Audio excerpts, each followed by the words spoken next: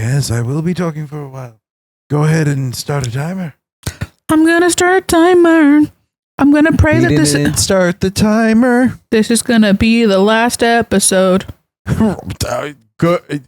That's saying Start a lot. reading. I'm sorry this happened, but we still must go through with the plan. These are both my characters. I don't know if I can. I'm afraid you don't have a choice. You must be on the train tomorrow. If you aren't, I don't want you to die too. Please, I will kill you.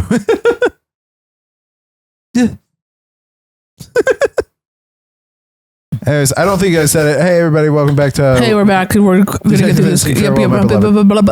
I was determined to make sure that Alma completed her journey with no interference. To at least allow the woman whose life I destroyed an opportunity find freedom in a new country. We wrote so many lines, we couldn't possibly edit them all. I know that the detective will read this letter, and to you, I humbly request, please, let her go. She has done nothing wrong, and deserves the opportunity to rebuild her life, free from oppression. She definitely did not kill me, and then write this note herself. What? I know everything I have told you will come as a great shock.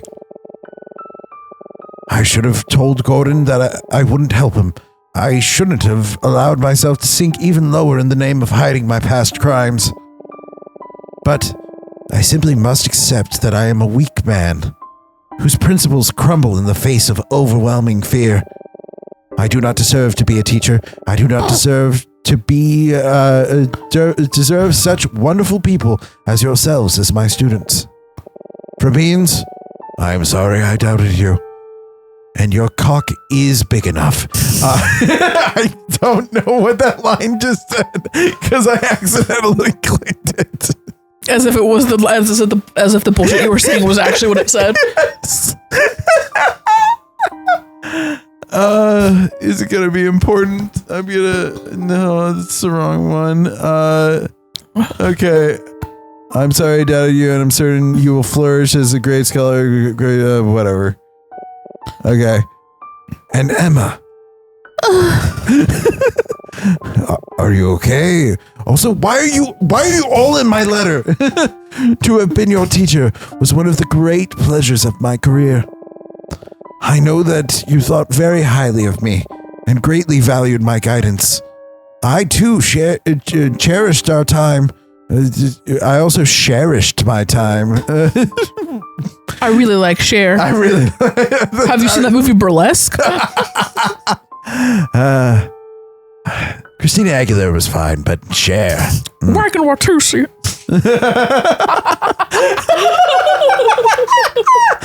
Oh my god. As if you were my own family. I'm sorry, I got sidetracked by Cher. For Beans really rubbed off on me. The pain I feel in having betrayed your trust is almost too much to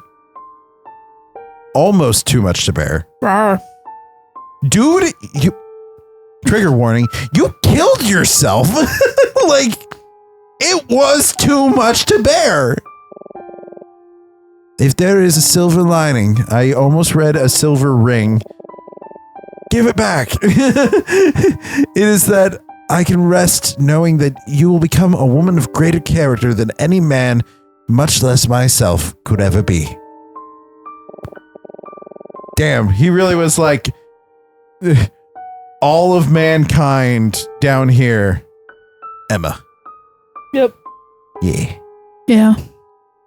I mean, that's not hard. I would say all of mankind and then all of womankind, so I feel like it's not a stretch. In the end, I only would have gotten in your way. I almost read I would have gotten away with it. If it wasn't for you meddling kids. And you're a stupid dog, too, Daltrey. I'm not a dog. I write these words in the hopes that you both may learn from my mistakes. You are young, You live in prosperous times. I'm sorry, my brain just went. I'm not a dog. I'm turning into a fly. That is Jeff Goldblum, isn't it? Yeah, it's Jeff Goldblum. That movie in the Fly remake from 1990 something. My mother had me watch that movie when I was too young, and you also know how I feel about scary movies. Yeah. I was literally like laying on the floor in our living room, cowering under a blanket, and my mother was like, "Come on, just watch." It was so crazy. I feel like I likewise watched that at too young of an age. It was. What the fuck? You are young. You live in prosperous times. You have your whole lives ahead of you. You're moisturized. You're staying in your lane, except never mind about that last one. You have the opportunity to make something of yourselves in a way that I never could. Please, do not take this for granted. Thank you both for everything. He writes out, kaboom. I'm loading the gun now. Goodbye. Click. Jesus Christ. Still shooketh.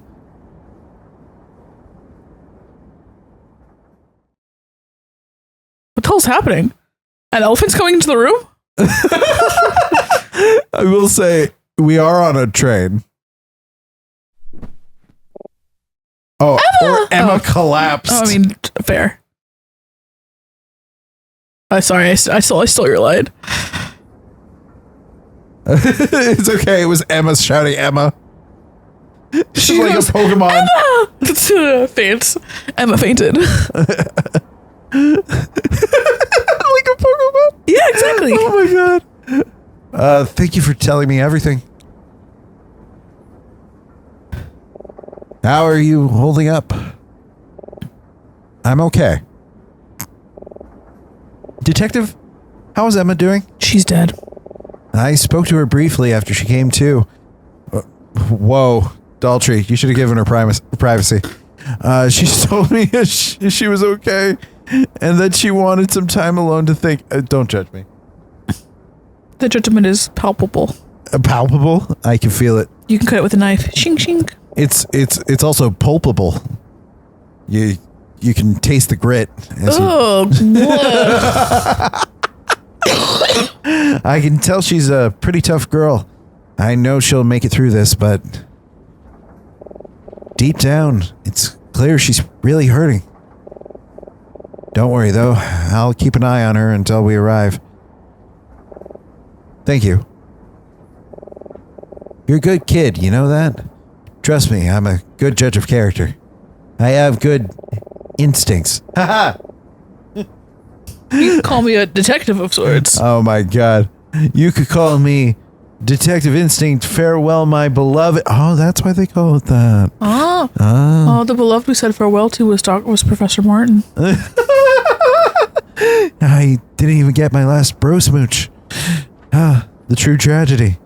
I get the feeling that when she's ready for a shoulder to cry on, you'll be there for her. Ready to take advantage of her emotional vulnerabilities. What about Alma? Have you found her yet? No, I've looked all around, but there's no sign of her. It's very strange, but I'm starting to think it's possible she fled from the train while we were stopped. It would have been difficult to slip out during all the commotion. And she wasn't supposed to be on board anyway. It's unlikely anyone would have noticed.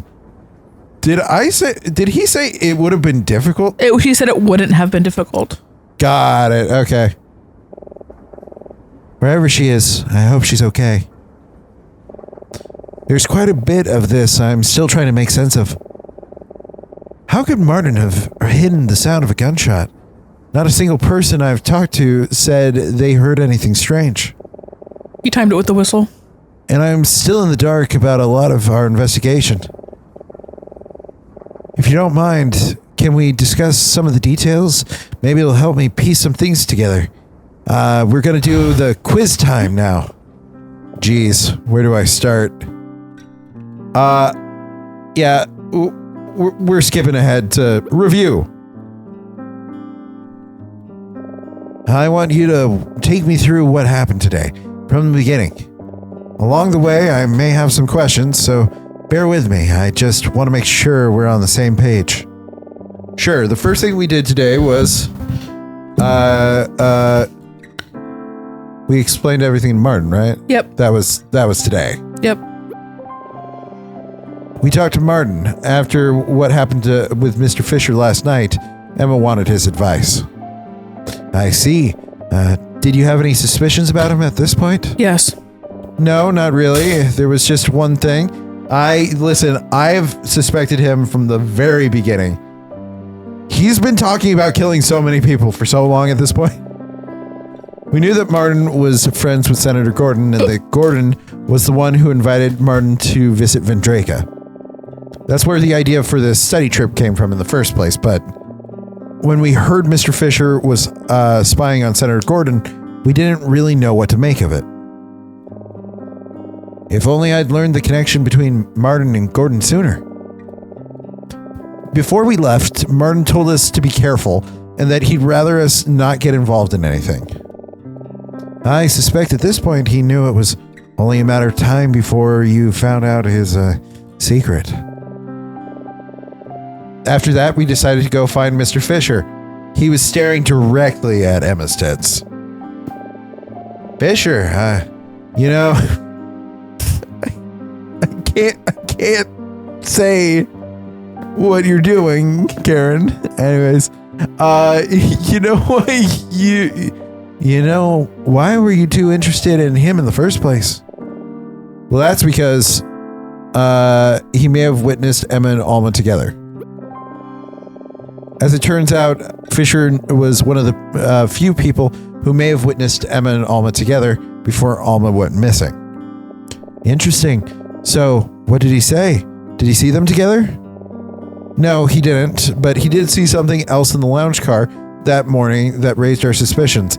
Why? Okay. I gotta say, in every other context, I get that they're like trying to see if we're following the story. This time, we were solving puzzles the entire way. Yeah. We were solving puzzles and mysteries the entire way. So now it's really just going, okay, so what were the solutions to those puzzles again? Yeah. Okay, he saw Veda make a deal with the bartender. Veda, huh? I had a feeling that woman and her husband were up to something. The bartender, I can still hear his laugh to this very day. The bartender told us that Veda had gotten a glass of wine, but Fisher remembered it differently.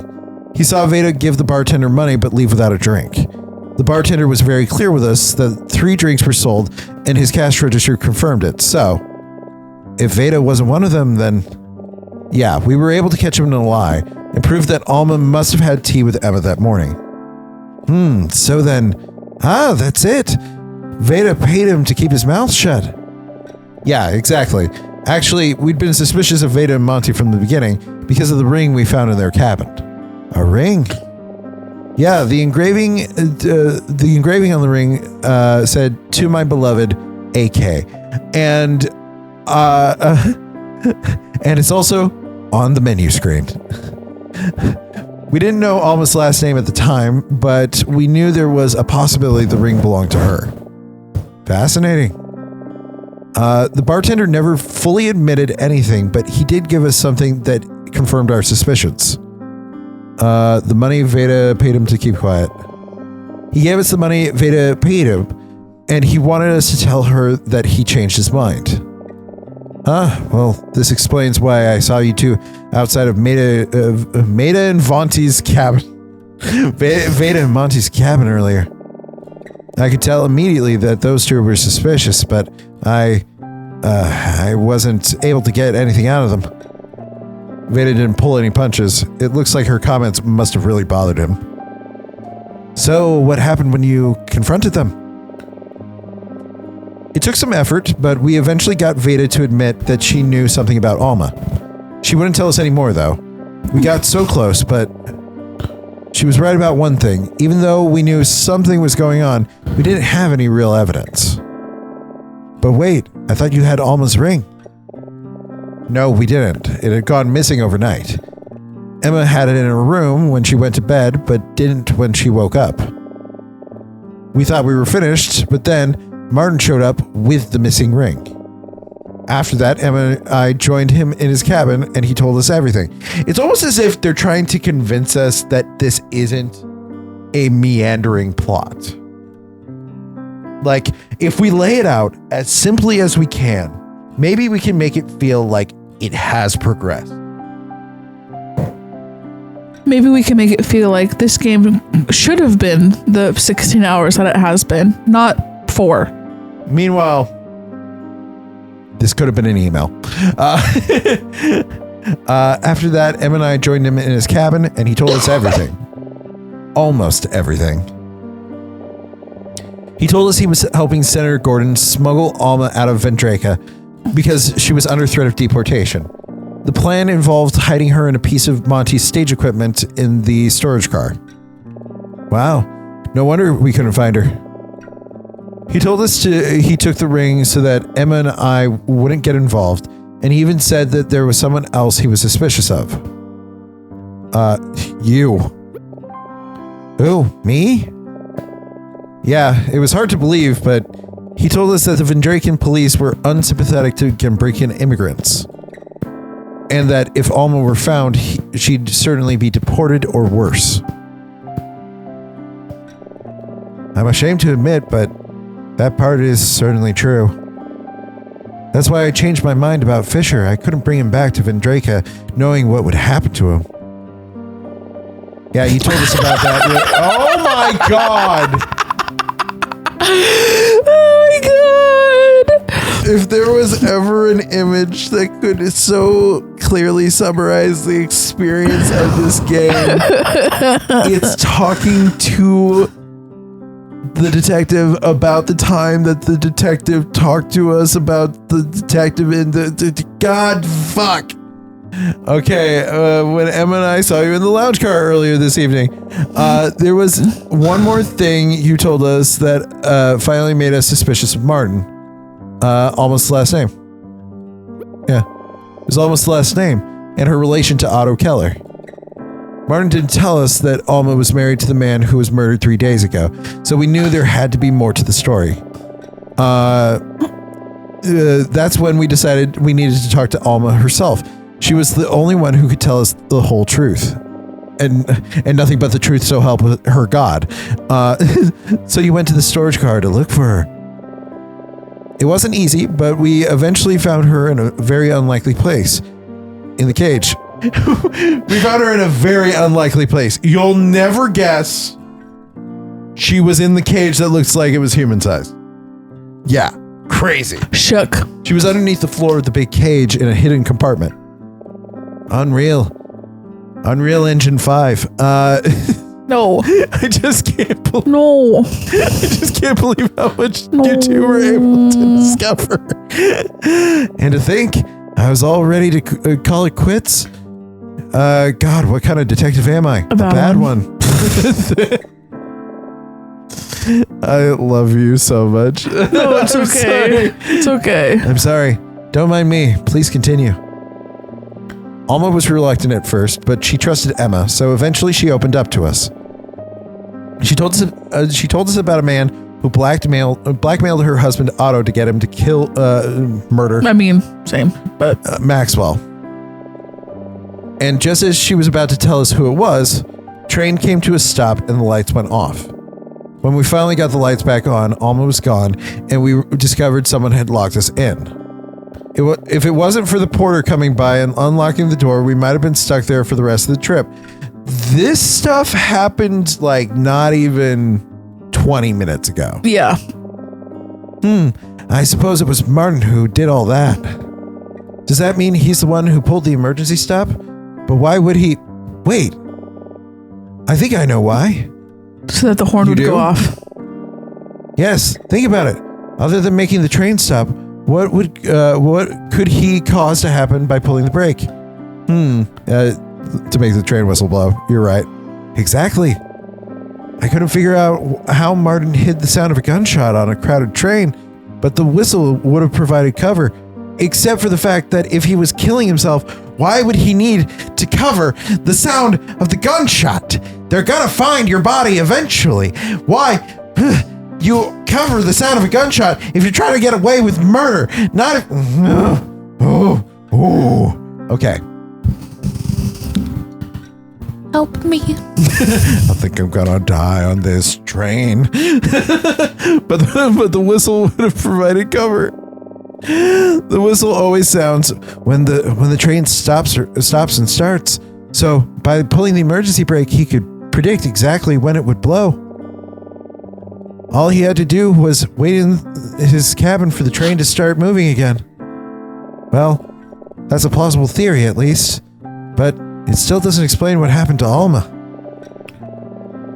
Once the porter left, Emma and I decided we needed to confront Martin. And then we read this letter, and then we're talking to you now, and then we're recapping everything to you outside his door, and then we found his body, and then we found the letter, and this is what the letter said, and then we started talking to you, and then you started quizzing us on all this stuff, and then you started looking like that.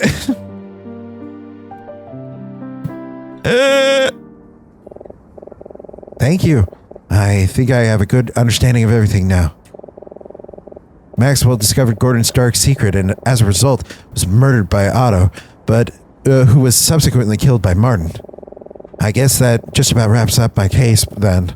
But both murders are accounted for and both culprits are no longer with us, and that's very convenient for everyone involved. The only person left to be brought to justice in this whole thing is Senator Gordon. And you know, Monty and Veda, who were smuggling someone out of the country, but you know, that's neither here nor there. Is something the matter? No, it's nothing, just something I need to think about. None of this should have happened the way it did. It was my responsibility to solve this case, and I failed. I'm sorry. Are you a little teapot, short and stout? No. Karen was just had her hands folded and she was just twisting. Come on, baby. Let's do the twist. Oh, and she has her pajamas all the way up to the middle of her chest. Detective, what are you going to do now?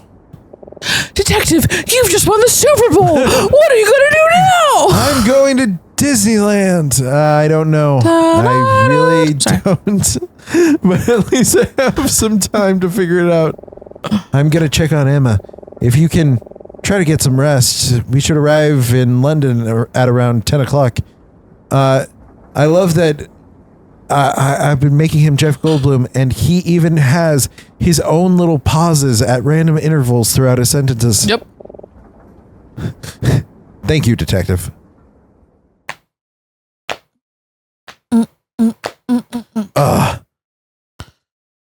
I saw a dead man today. The body of my professor. What now? But now, all that's left is the body of his work. Oh my God. What now? What? That's the end of chapter 4, which means we're on to the final chapter. Okay, anyways. Yes, memories of college. For Beans, hello, are you listening? Huh? What? Oh, hi, Emma. You totally zoned out for a minute there. Are you feeling okay? I was having a dream about being on a train and Professor Martin killed so many people. Yeah, I think so. Well, anyway, as I was saying, I finished looking over your term paper. I left you a few notes that I'd like you to consider, but it's really wonderful, for Beans. I'm very proud of you. Huh? My term paper? Yes? Your paper on post-Frederican Revolution literature? You just asked me to read it a few hours ago. Are you sure you're feeling okay? Yeah. We may have skipped a few things. No, sorry. I mean, Thank you. I appreciate you looking over it. I'll check out your feedback a little later. Is this them actually doing the thing of skipping to the end and doing exactly what we were joking about? They better not. You better not. Great. Honestly, it's very well written, and your thesis is super interesting. You've come such a long way. I just know Professor Martin is going to be so impressed. Professor Martin has a trauma flashback of the body. I just kept thinking about how great our trip was. I'm so glad I got to do this before I graduated. I'm really going to miss all of this. But hey, this isn't really the end, right? Maybe someday, years from now, the three of us can get together and take another trip. I don't think But this time, not as teachers and students, but as friends. Wouldn't that be nice? Wouldn't it be nice if pop. I'm sorry, did that sound weird? I guess being so close to graduation is making me kind of sentimental. No, it's just... Oh, for Beans, I'm sorry, I have to go. I told Martin I would visit him during his office hours in just a few minutes. I really need to get moving. If you have any questions about your paper, let me know. I'll see you later, okay? Yeah, okay. Bye. And there she goes. Wait, Emma! What's up? It's just...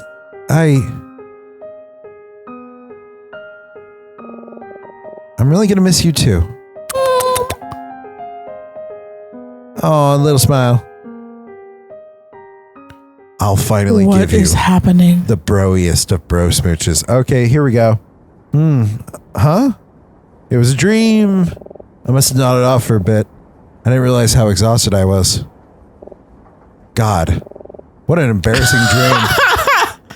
I wrote my term paper like a fucking nerd. I love that it was a completely normal fucking dream. Just like what life might have been like if there wasn't a murder on this train. Meanwhile, I'm like, it could have been way more embarrassing. You ended up friends with Emma in that dream. Yeah. Looks like we won't be arriving for another 30 minutes or so. I wonder how Emma's holding up. Well, we're gonna go see her. She's dead. She killed herself. She unalived herself. We can say it. It's fine. YouTube is a little weird about it, but it's not nearly as bad as like TikTok. Not here. I wonder where she went. To the great beyond for beans. Well, all right. I have some time. Let's do a quick lap around the train and see if I can find her. He gets off the train. He runs all the way around. The whole train comes back on. Oh, what is he? The Flash? He's doing it while it's moving. Also, I love. I was reading. Well, all right. I have some time. While I was looking at the fact that he's in her room and just being like, "What the fuck are you gonna do in her room for beans?" Closest place to check first would be the lounge car. Oh my god, it's gonna be like a farewell to all the people we've met. Bartender first. Oh my god, here's like most of them. Hey you! Hey, have you heard the news? Yeah, have you heard? Somebody on board was murdered. Murder! Oh, that's you. Murder! Can you believe it? Palmer, I don't think he heard me. No, he must not have. Maybe you should say it louder. Yes, that'll do the trick. Stop! All right. I know I heard you the first time. Murder. Yeah, that's very interesting. You don't believe us, do ya? I mean, to be fair, it's not like we have any evidence. Evidence? Who needs evidence when you have a golfer's intuition? How does that help? Listen, the train didn't come to an emergency stop for no reason. Sure, the attendants have assured us it was no cause for concern, but that only makes me more suspicious. They're clearly trying to cover something up to avoid bad press. And what could be more damning than murder? Sorry, Dennis. It sounds like a pretty big leap to me. Why wouldn't you let me have any fun?